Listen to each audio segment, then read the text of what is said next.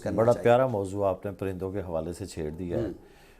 میرا خود موضوع ہے پرندے۔ بہت اچھے۔ یہ میں اپنے وطن کے حوالے سے بات کرتا ہوں۔ ہمارے پرندے ہم سے اتنے خوفزدہ کیوں ہیں؟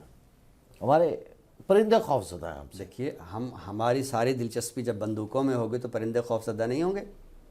میں اشارتاً بات کر رہا ہوں، کھل کے تو بات نہیں کر سکتا۔ نہیں، ایک آپ نے یورپ کے حوالے سے فوٹو دیکھی ہوگی، کوئی کسی نہ کسی کوئی ماموں گیا ہوگا کہ چچا گیا ہوا ہے، ایک ایسا کبوتر پوائنٹ ہے، وہ اس کے ہیڈ کے اوپر کبوتر بیٹھا ہوا، اس کے بازو پہ بیٹھا ہوا، دانا کھلا رہا ہے، دانا چوک ہے۔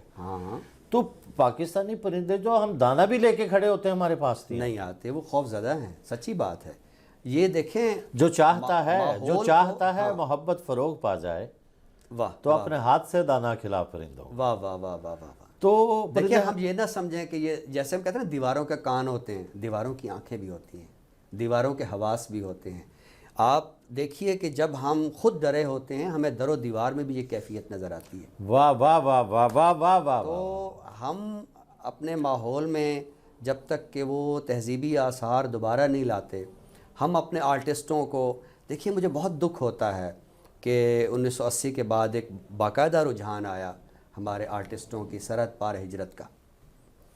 پہلے بھی جاتے تھے، غلام علی غزل گانے جاتے تھے، مہدی حسن غزل گانے جاتے تھے، فریدہ خانم غزل دیکھیے کسی شو میں جانا اور ہے، لیکن ایک مستقل روزی روٹی کی تلاش کے لیے ہمارے فنکار کا سرحد پار جانا۔ ڈاکٹر صاحب میں کہا کرتا ہوں پرندوں کی، آرٹ کی، آرٹسٹ کی کوئی سرحد نہیں ہوتی، کوئی سرحد محبت کی بھی سرحد نہیں ہوتی ہے۔ اور میں کہتا ہوں یہ مجھے 3 لائنیں یاد آ گئیں نذیر کیسر کی، کون روک سکتا ہے خوشبوؤں کی راہوں کو خاردار تاروں سے۔ واہ واہ۔ خاردار تاریں بارڈر بنا دیے گئے ہیں، مگر کون پرندوں کو کون روکتا ہے؟ میری گزارش تو یہ بھی ہے نا کہ ہمارے فنکار کو اپنی دھرتی پر بھی تو مواقع ملنے چاہیے نا۔ بالکل ملنا چاہیے، اپنی دھرتی پر بھی ہمارے فنکار کو موقع ملنے چاہیے۔ بالکل، ایک کلچر پہ بھی بات ہوتی ہے۔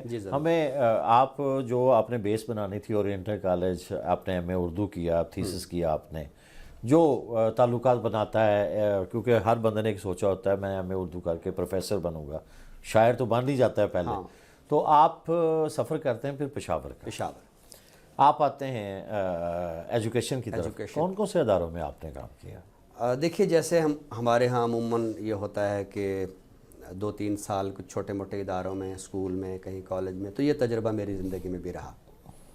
بعد ازاں میری جو پہلی اپوائنٹمنٹ ہوئی تھی بطور لیکچرار وہ گورنمنٹ کالج بنوں میں تھی، گورنمنٹ کالج بنوں میں۔ لیکن ان دنوں میں ایک ادارہ ہے خیبر پختونخوا میں، بڑا تاریخی ادارہ ہے، اس کو ایڈورڈز کالج کہتے ہیں۔ میں اس کے اسکول میں پڑھا رہا تھا۔ جب میری سلیکشن ہوئی تو میں نے محسوس کیا کہ یہ ادارہ مجھے یہاں سروائیو کرنا ہے، مجھے یہاں رہنا ہے۔ شاید میں ان بہت محدود لوگوں میں سے ہوں جو سرکاری نوکری کی طرف نہیں گئے اور پرائیویٹ سیکٹر کی طرف چلے گئے۔ یعنی مجھے چونکہ اندر سے کوئی خوف نہیں تھا کہ مجھے کوئی نکال دیا جائے گا یا میں کو صحیح پڑھا نہیں سکتا، تو میں نے ایڈورڈز کالج کو مستقل ایک ادارہ جو ہے اس کو اڈاپٹ کیا اور میں وہاں پڑھانے لگا۔ مجھے تعلیمی طور پر، تدریسی طور پر 2 تجربے ہوئے، اور اسی دن میں نے طے کر لیا کہ مجھے کس طرح کا استاد بننا ہے۔ میں نے جب پڑھانے کی ابتدا کی تھی تو سب سے پہلے جس ادارے میں گیا تھا تو وہ ایک مذہبی نوعیت کا ادارہ تھا۔ میں نے وہاں دیکھا کہ کالج کے بچوں کو، جن کی ماشاءاللہ بڑی خوبصورت مونچھیں ہوتی تھیں، مطلب وہ جوان ہوتے تھے، تو ان کو باقاعدہ جیسے بچوں کو چھڑیاں مار کے سزا دی جاتی ہے، تو مجھے یہ بات بہت کوفت پہنچاتی تھی کہ یار یہ کیا ہو رہا ہے۔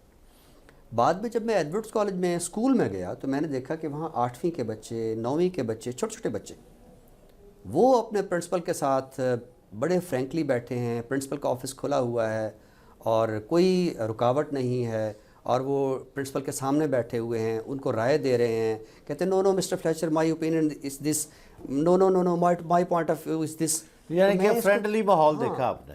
تو میں نے یہ دیکھا کہ اچھا یار یہ کیسا ماحول ہے کہ جہاں پرنسپل جو ہے وہ اپنی بات کو ان نوجوانوں کے سامنے وہ سرنڈر کر رہا ہے، اور ایک وہ ماحول تھا کہ مونچھوں والے نوجوانوں کو چھڑیاں۔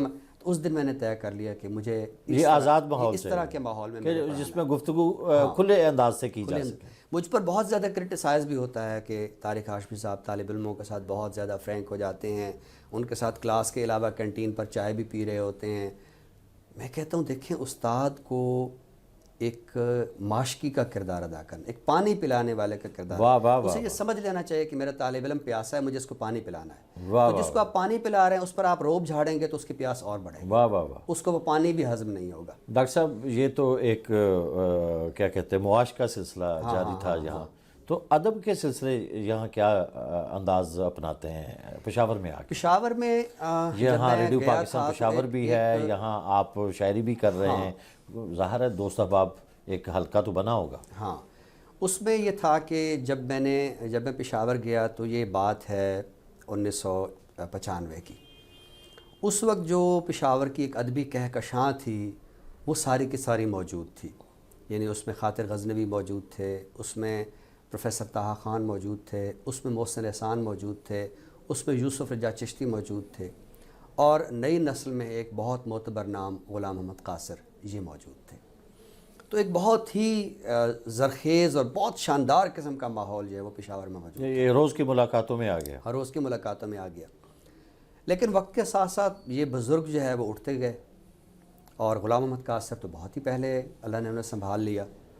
تو پھر ایک فضا جو تھی، ایک کیاس جو ہے وہ ایک پیدا ہوا۔ تو میں نے پھر بہت کوشش کی کہ کسی طرح اس خلا کو جو ہے وہ پر کیا جائے۔ تو میں نے ایک رسالہ جاری کیا، ایک چھوٹی سی ادبی تنظیم بنائی، نوجوانوں کو متحرک کیا، یہ وہی تعلیم و تدریس کے اسی دوران میں۔ ہاں، تو پھر میں نے دیکھا کہ بہت اچھے محقق، بہت اچھے شاعر، مثلاً وہاں اظہار اللہ اظہار بہت اچھے شاعر ہیں، تاج الدین تاجور بہت اچھے محقق ہیں، خالد سہیل بہت اچھا افسانہ لکھتے ہیں، اسحاق وردک بہت خوبصورت شاعر، آج کل تو عوامی سطح پر بہت زیادہ وہ مقبول ہیں۔ اپنا شمار نوجوانوں میں کرتے ہیں؟ نہیں، وہ نوجوان ہیں، جو بندہ زندہ دل ہوتا ہے وہ اپنے آپ کو وہ ہاں۔ ایک اور نوجوان وہاں سید زبیر شاہ، وہ بہت اچھا افسانہ لکھتے ہیں۔ مجھے اس بات کی بہت خوشی ہے کہ پشاور چھوڑنے سے پہلے ایک نوجوانوں کا ایک گروہ ان معنوں میں نہیں جو گروہ بندی ادبی گروہ، ایک ادبی گروہ جو ہے وہ وہاں سامنے آ گیا، اور ان نوجوانوں نے جو ہے آج یہ افسانے میں بھی، شاعری میں بھی اپنا جو ایک نام پیدا کر رہے ہیں۔ بس یہ تھا کہ مجھے پھر ایک یعنی ریڈیو کا سلسلہ، میں نے سب سے زیادہ ریڈیو جو ہے پشاور میں ریڈیو کا سلسلہ چلتا رہا، بلکہ ایڈورڈز کالج اور جو پشاور کا یہ ریڈیو ہے یہ قریب ہی تھے۔ ڈاکٹر صاحب ایک توڑ کے کویسچن میں چاہتا ہوں، ہم دونوں کا تعلق ریڈیو سے ہے، اور ریڈیو کا ایک رسالہ بھی تو چھپتا ہے نا آہنگ کے نام سے۔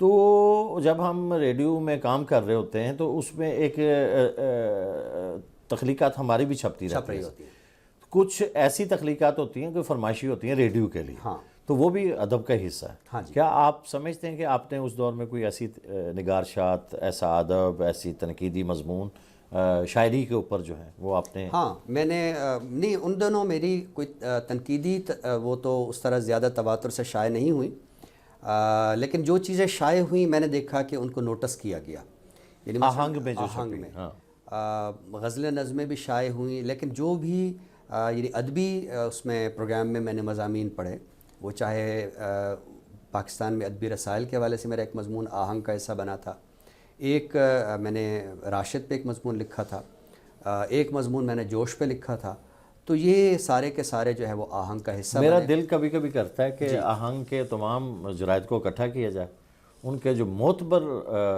لکھاریوں کے مضامین ہیں وہ بھی تو ادب کا حصہ ہی ہے۔ ہاں، نہیں، ہم نے تو ایک بہت اچھا تحقیقی کام کروایا ہے آہنگ میں اقبال شناسی پہ۔ ایسا نہیں ہے کہ آہنگ میں کوئی عوامی سطح کے مضامین چھپتے ہیں، اس میں بہت معتبر۔ ڈاکٹر صاحب جب میں نے تھیسس کیا ہے ڈرامہ پہ، ریڈیو ڈرامہ پہ، ڈرامہ نمبر تھا ان کا پورا، ہاں بالکل، افسانہ نمبر بھی ہے، نمبر بھی آیا ہے، تو مجھے تو وہ بڑا کام دیا وہ اس۔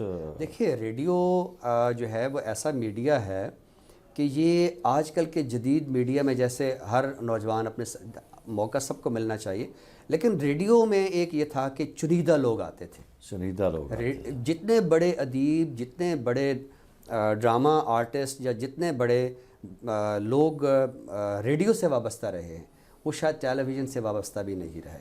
ریڈیو نے تو ایک پورا یوں سمجھے کہ ایک فضا بنائی ہے، یعنی آپ دیکھیے ابھی ہم نام لے رہے تھے مرزا ادیب کا، آپ دیکھیے انتظار حسین، اشفاق احمد، یہ سب کے سب جو ہے یہ ریڈیو کے لوگ ہیں۔ ریڈیو کے آپ لوگ کراچی چلے جاتے ہیں تو آپ کو حمید نسیم اور سلیم احمد اور بالکل صحیح اس طرح کے نام ملتے ہیں۔ تو اسی طرح میں ریڈیو پشاور میں رہا ہوں تو نون میم راشد ہمارے اسٹیشن ڈائریکٹر رہے تھے کسی زمانے میں، احمد دیم قاسمی وہاں اسکرپٹ رائٹر رہے تھے۔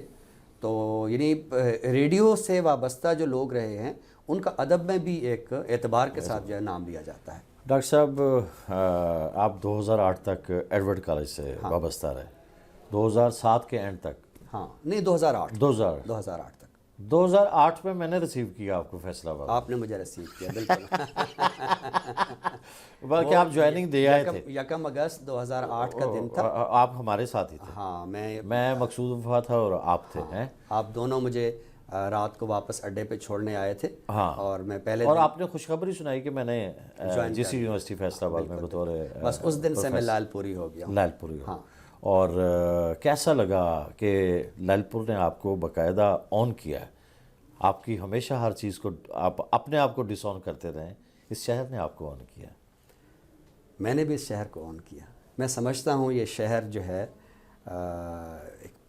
اپنی پناہ میں لے لینے والا ہے۔ واہ واہ میں نے اس شہر میں کوئی اجنبیت محسوس نہیں کی ہے۔ واہ واہ واہ واہ۔ ٹھیک ہے، آپ جی سی کے استاد بھی ہیں، آپ جی سی کے طالب علم بھی ہیں۔ آپ نے دیکھا ہے کہ آپ نے آ کر جتنی یعنی ایک بطور استاد میرے مزاج میں ایک اپنائیت محسوس کی، شاید کسی اور، ہر استاد کی اپنی ایک الگ ہمیشہ ہی کی ہے، لیکن میں نے جو اپنائیت کا احساس ہے یہ میں سمجھتا، میں اپنے طالب علموں کو اکثر کہتا ہوں کہ دیکھو یہ میرے ارد گرد جتنے بھی اساتذہ ہیں نا، ان سب نے آپ کو علم دینا ہے۔ واہ واہ، میں ہو سکتا ہے آپ کو کم علم دوں، لیکن ایک چیز میں آپ کو زیادہ دوں گا اور وہ ہے اعتماد۔ میں کل ڈاکٹر عامر سہیل سے، آپ کا ایبٹ آباد والے، ان سے ذکر کر رہا تھا، ایک کوٹیشن ہی بن جائے گی، عامر سہیل صاحب بھی خوش ہو جائیں گے کہ ہمارا ذکر لائیو شو میں آیا ہے۔ میں کہہ رہا تھا ڈاکٹر طارق ہاشمی صاحب ایک ایسا کمپیوٹر ہے جن کو ان پٹ دے تو آؤٹ پٹ فوراً ملتا ہے، بالکل ملتا ہے۔ وہ کہتا ہے ان پٹ آئے نہ آئے آؤٹ پٹ ضرور ملتا ہے۔ ان پٹ نہ بھی دے تو آؤٹ پٹ ہو رہا ہوتا ہے۔ دیکھیے نا، ضرورت نہیں کہ کوئی پیاسا آپ کو کہے کہ مجھے پیاس لگی ہے، اس کے چہرے کی رنگت بھی تو آپ کو بتا رہی ہوتی ہے وہ پیاسا ہے، آپ اس کو پانی پہلے پیش کر دیں۔